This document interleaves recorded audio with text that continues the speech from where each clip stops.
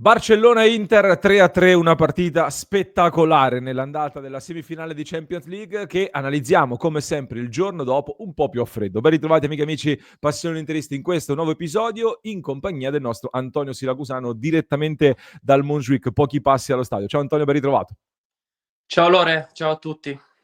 Antonio, in questo format, chi ci segue tutti i giorni lo sa benissimo, vi portiamo dei dati, delle curiosità, degli spunti anche tattici con alcune cose che vi avevamo anticipato nella prepartita, però vi vogliamo portare delle cose che potreste non aver visto e mai come in questo caso ci viene molto comoda la presenza del nostro Antonio che era direttamente allo stadio e prima di chiederti alcune curiosità, Antonio, ti voglio chiedere un parere su questa partita. Cosa hai visto dal vivo? Che Inter è stata?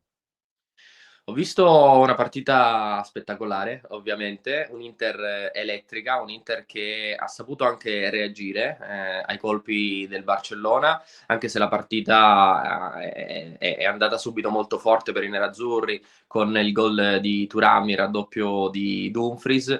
Ho visto però una squadra che si vedeva che era ferita, che arrivava da 3 sconfitte e che aveva tanta voglia di reagire. Quindi segnali sicuramente incoraggianti anche nel secondo tempo, quando tanti calciatori comunque sembravano stanchi, Sì. anche perché calciatori come Thuram e Dumfries erano a rientro da un infortunio, però hanno cercato di dare tutto e fin quando ne hanno avuto, ecco, sono rimasti in campo. Però tra l'altro il mio secondo Barcellona-Inter è sempre 3-3, quindi qui a Barcellona Esatto. non ci si annoia mai quando viene l'Inter. Assolutamente, e immagino anche Simone Inzaghi cosa penserà. 2 volte a Barcellona riesce a segnare 3 gol eppure non riesce a vincerla, però secondo me sono più le note positive che ci portiamo a casa da questa partita, che voglio analizzare a partire da una prima curiosità. Visto che tu eri allo stadio, Anto, io ho parlato dell'effetto Montjuic, cioè questo stadio in cui abbiamo giocato questa partita, non il Camp Nou chiaramente per i lavori di restauro che stanno facendo sullo stadio storico del Barcellona. Si dice spesso, anch'io ho avuto l'impressione quando sono andato a vedere Barcellona-Inter qualche anno fa, che ci siano tanti turisti comunque a seguire il Barcellona e quindi possa essere uno stadio un pochino più freddo. Invece è sembrato uno stadio molto caldo e fin dall'inizio ho avuto l'impressione che fischiassero anche per cercare di spingere l'arbitro ad ammonire per le perdite di tempo. Non so se tu hai avuto la stessa sensazione. Sì, quello mi è sembrato abbastanza evidente per 2 motivi. Primo, tra tifosi di Barcellona e Inter non corre buon sangue. Secondo, la tifoseria in Spagna, Barcellona, Real Madrid è diversa dalla tifoseria italiana, dell'Inter o di altre squadre. Non c'è un gruppo forte di ultras, quindi secondo me si sono anche compattati tramite i fischi. Tutto lo stadio si è compattato tramite i fischi per innervosire l'arbitro, chiaramente, ma soprattutto l'Inter, anche se dopo 30 secondi ieri è successo un qualcosa di incredibile, perché mai mi era capitato di non sentire nulla all'interno di uno stadio, anche perché il settore ospiti era distante dalla nostra postazione, non si percepiva benissimo, anche se credo che nei primi 20 minuti non abbiano cantato, mentre sul secondo gol si sono sentiti solamente i tifosi dell'Inter. Però è stato assordante il silenzio dopo 30 secondi all'inizio di una semifinale di Champions League che si è creato all'interno di uno stadio. Si sentivano quasi i calciatori esultare, ecco, per farti capire la Ah. portata di quanto accaduto. E beh, fa certamente effetto. 30 secondi, citi questi 30 secondi non a caso perché sono i secondi che passano dal fischio iniziale al gol di Marcus Thuram, un gol spettacolare, colpo di tacco veramente preziosissimo. Non è il gol più veloce nella storia della Champions per l'Inter perché Stankovic nel 2011 con lo Schalke 04 l'ha segnato dopo 26 secondi, ma è il gol più veloce nella storia delle semifinali di Champions League, quello di Thuram che raggiunge le 18 reti stagionali, quarto gol in Champions League. Era il grande tema, Anto, di questa gara, il recupero di Thuram. Come l'hai visto? L'ho visto bene durante la prima ora di gioco. Tra l'altro, su quel pallone non pensavo ci andasse col tacco, Sì. anzi, mi ha quasi sorpreso. Poi ho visto la palla che entrava lì sul secondo palo, ho detto: ma cosa ha fatto? Ecco, dopo 30 secondi in casa del Barcellona. Quindi questo ti fa capire che il giocatore mentalmente sta bene, altrimenti non prova una cosa del genere. Poi ha sfiancato la difesa del Barcellona, ci ha provato quando l'Inter cercava di andare in avanti. Secondo me poteva sfruttare meglio Dumfries a destra, perché Dumfries dallo stadio aveva delle praterie incredibili. L'Inter a volte ha avuto un po' paura. nel momento in cui dovevo uscire sotto la pressione del Barcellona. Thuram però per 60 minuti benissimo, poi è calato fisicamente, anche per questo Inzaghi lo ha sostituito. Peccato perché nel secondo tempo ha avuto quella grande occasione in cui si è fatto rimontare da Cubarsì. Lì non solo stanchezza fisica, perché con più lucidità, finta, rientri sul destro e praticamente la porta spalancata. Però lì si è visto che era stanco, altrimenti un Thuram in buona Sì. condizione sarebbe andato in porta, ecco, non si sarebbe fatto rimontare da Cubarsì. Però chiaramente in avanti è quello che mi è piaciuto di più rispetto a Lautaro che a parte l'infortunio non ha giocato un gran bel primo tempo, anche perché era marcato a uomo strettissimo da Inigo Martinez. Però Thuram segnali incoraggianti, secondo me riposerà con il Verona, me lo auguro, Sì. per avercelo poi fresco per il ritorno. Sì, con tutto rispetto, col Verona mi aspetto un turnover piuttosto ampio, soprattutto di alcuni giocatori chiave. Mi raccontavi, Anto, anche un retroscena sul riscaldamento di Thuram, tra l'altro. Sì, perché rispetto agli altri compagni si è isolato durante il riscaldamento e ha iniziato a palleggiare in una parte a sé di campo, mentre tutti gli altri compagni cercavano di scambiare, di riscaldarsi qualche lancio lungo. Lui per i primi 5 minuti si è isolato, ha palleggiato, era molto concentrato, poi si è avvicinato un preparatore, hanno palleggiato insieme e lì si capiva, no, che il calciatore era subito sul pezzo e che ci teneva a far bene ed effettivamente poi dopo 30 secondi lo ha dimostrato. E praticamente non ha mai tirato nel riscaldamento mentre gli altri provavano i tiri, quindi anche qua qualcosa ci dice sulla condizione chiaramente appena rientrato da un infortunio. Sì, anche Lautaro devo dire, non ha, Mm. non ha calciato, quindi Thuram e Lautaro non hanno calciato, gli altri invece hanno provato qualche tiro di prima al volo, stop e tiro, e in due avevano il piede piuttosto caldo. Il primo è Çalhanoğlu, ma che non fa notizia perché Çalhanoğlu è uno di quelli che nel riscaldamento la mette sempre sotto l'incrocio, e l'altro è Dumfries. Dumfries 2 o 3 volte ha centrato l'angolino, c'era il povero Di Gennaro a parare e neanche si è mosso. Quindi, e poi è Era stato di caldo. buon auspicio, si Si vedeva che capiva che sarebbe stata la sua notte per Denzel Dumfries, che è stato MVP UEFA, MVP anche della nostra community di Passione Inter, che tra l'altro ringraziamo perché abbiamo raggiunto e superato gli 80.000 iscritti sul nostro canale YouTube, quindi grazie davvero di cuore. Se non l'avete ancora fatto, come sempre vi invito a cliccare sul tasto iscriviti perché adesso inizia la caccia ai 90.000, quindi mi raccomando, clicchi subito sul tasto iscriviti. Anto, io ti introduco il tema Dumfries, che è il terzo tema che vogliamo analizzare, perché vi voglio portare un aspetto tattico e un dato interessante, però ti coinvolgo con una domanda difficile, perché affrontava l'Inter Koundé, che in questo momento viene visto, Koundé, il laterale destro del Barcellona, come forse il migliore esterno destro in circolazione in questa stagione. Davanti a Koundé c'è un Dumfries che però che fa vedere quanto ci è mancato intanto, e forse l'Inter con lui e con Thuram nell'ultimo mese al top avrebbe fatto un altro cammino anche in campionato, con ogni probabilità. È il migliore nel suo ruolo? Che impressione ti ha fatto allo stadio? sai che mi son fatto la stessa domanda, dopo il secondo gol. Per me ad oggi è superiore a Koundé, anche Mh, se Koundé è fortissimo, ricordiamo comunque che un centrale che nasce sì, centrale diventa terzino destro. Però l'unico ballottaggio che mi viene al momento è con Hakimi, però è anche difficile, metterli insieme perché Hakimi fa il terzino di una difesa a 4. Dumfries gioca a 5, ieri era un attaccante aggiunto, a volte era anche l'uomo più avanzato dell'Inter, quindi mi viene un po' difficile paragonarli. In questo ruolo è il più forte al mondo, se giocasse Hakimi a 5 potrebbe impensierirlo, quello sicuramente. Però se devo considerare il ruolo che oggi ricopre Dumfries, per i compiti che ha, è devastante. È fisicamente un giocatore che sì. fa la differenza e non segna a caso una doppietta in una semifinale di Champions. Quindi ti dico di sì, ma con l'asterisco, visto che Hakimi a 4 chiaramente è un giocatore diverso da come ce lo ricordiamo all'Inter, quando invece giocava come quinto.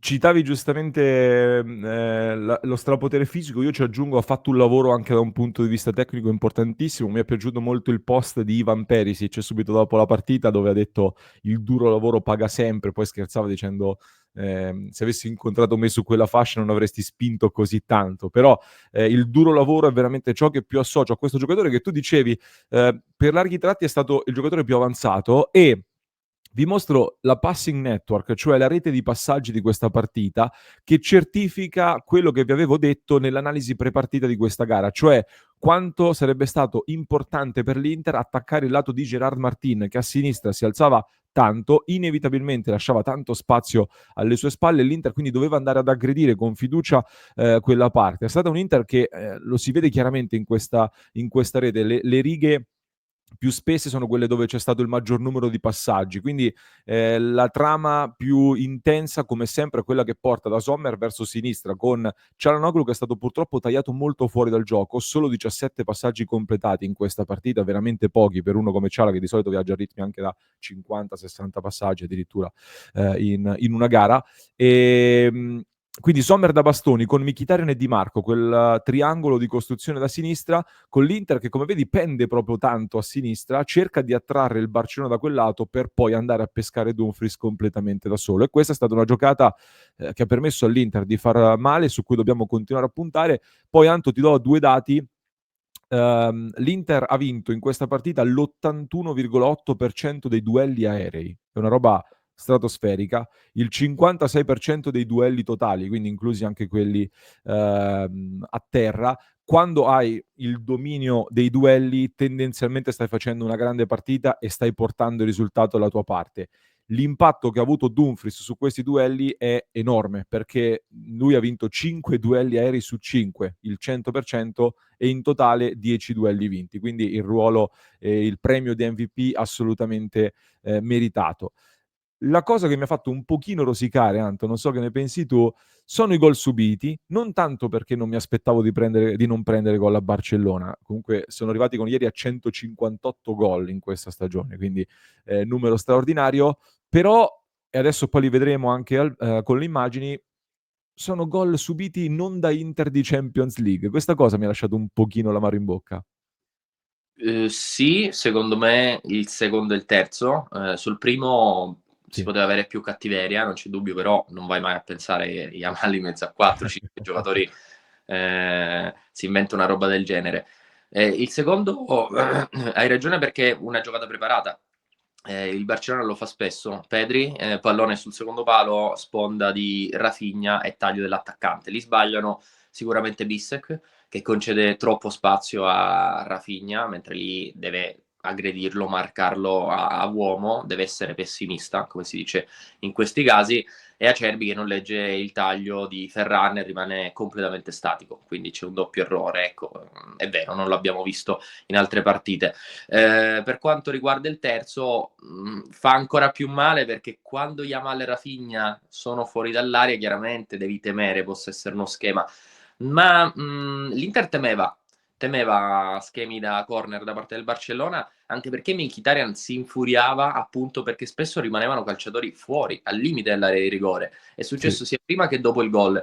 Però l'Inter era con tutti gli uomini a marcare ed evidentemente quei due uomini, avendo preparato una difesa mista, quindi sia uomo che a zona, c'erano quei due uomini che rimanevano da soli. Si poteva far meglio perché anche questa è giocata preparata, non puoi prendere un gol del genere. Sono questi dettagli che poi fanno la differenza in una semifinale di Champions. Sono super d'accordo, infatti dicevo io ho rosicato perché prendi il secondo gol in questo caso a difesa schierata praticamente. E qui il grande tema, allora è vero che secondo me Bissek purtroppo non marca bene Rafinha, lo lascia troppo distante anche in questa situazione, Acerbi lo stesso fa un movimento impreciso, Ferran Torres gli scappa alle spalle, quindi entrambi colpevoli, però a monte c'è Pedri, il miglior giocatore in assoluto probabilmente dal punto di vista tecnico di questa squadra o comunque il cervello di questo Barcellona, lasciare Pedri libero di poter crossare a 30 metri dalla porta in posizione centrale ti stai consegnando comunque. Qui l'Inter è uscita, non è uscita in maniera aggressiva sul portatore di palla, situazione che si è replicata altre volte, come ad esempio sul gol poi non abbiamo un attimo lo screenshot del terzo gol, anche lì il pallone arriva da Rafinha, pure non c'è stata quell'aggressione nell'andare ad accorciare, quindi lui ha avuto anche il tempo e lo spazio per concludere, dove poi è stato anche un po' fortunato, però se lo lasci calciare così è un giocatore straordinario, Anto. Sì, la finta di Yamal ha mandato un po' fuori giri a difesa, secondo me, anche per questo non c'è stata l'aggressione immediata. Su Pedri hai ragione, secondo me era un momento della partita in cui l'Inter era molto stanca, ha concesso spazio, lo ha lasciato ragionare, tanto dietro erano schierati, erano sistemati, cosa potrà mai fare? In realtà no, si è inventata una bella traiettoria per Rafinha e poi lì gli errori di cui abbiamo parlato di Bissek e Acerbi.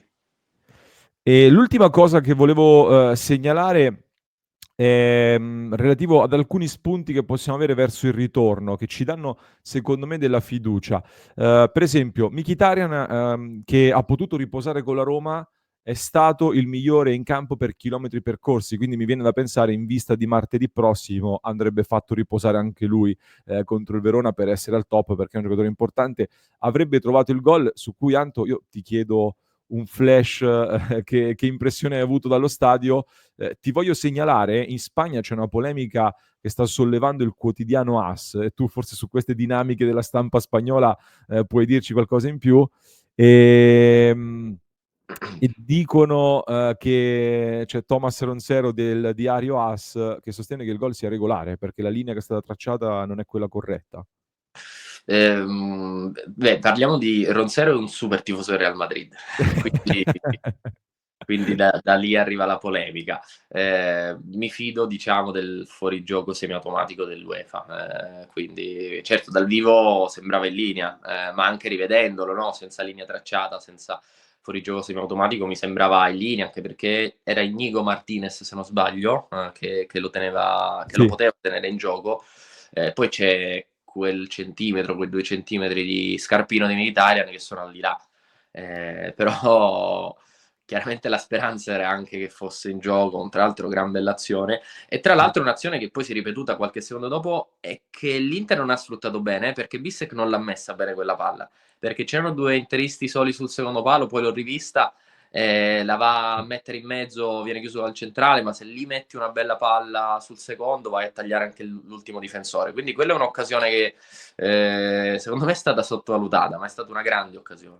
Che poi tra l'altro è anche l'occasione da cui arriva l'occasione di Di Marco, che purtroppo ha fallito. Comunque arriva da questa azione, Sì. se non sbaglio, dalla destra. Comunque faccio notare che l'accusa che fa Ronsero è abbastanza pesante, perché se non sbaglio dice il gol è legale, il nipote di Negreira stava al VAR oggi. Negreira, famoso Il per famoso quel arbitro caso. per lo scandalo emerso qui in Spagna su presunti favoreggiamenti al Barcellona.